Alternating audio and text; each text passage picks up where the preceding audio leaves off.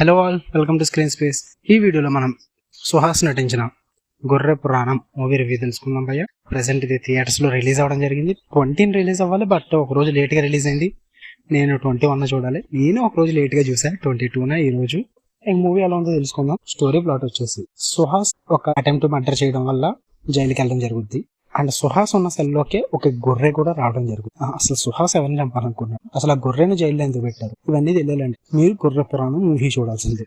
ఇక ఓవరాల్ గా చెప్పాలంటే మీరు ఈ మూవీకి ఇచ్చే మీ టైం అయితే నాట్ వర్త్ ఇట్ భయ్యా. నాకేమంతగా నచ్చలేదు. ఓన్లీ స్టోరీ ప్లాట్ అండ్ ఆ ఇంట్రడక్షన్స్ కి అయితే వర్త్ ఇట్ అని చెప్తా. మూవీ మొత్తానికి అయితే నాట్ వర్త్ ఇట్ భయ్యా. నాకు నచ్చిన పాజిటివ్స్ వచ్చేసి స్టోరీ ప్లాట్ ఒకటి బాగా నచ్చింది. అంటే ఆ గొర్రె కాన్సెప్ట్ తీసుకుని దానికి బ్యాక్గ్రౌండ్ వాయిస్ పెట్టుకుని నీట్ గా ఆ చేసిన తప్పుల వల్ల దాన్ని జైలుకి పంపించడం కానీ సెల్లో పెట్టడం కానీ ఈ కాన్సెప్ట్ అంతా కూడా నాకు నచ్చింది భయ్యా. కొత్తగా అనిపించింది, కొంచెం ఫ్రెష్ గా ఉంది. చాలా రొటీన్ మూవీస్ చూసి చిరాకు దెబ్బ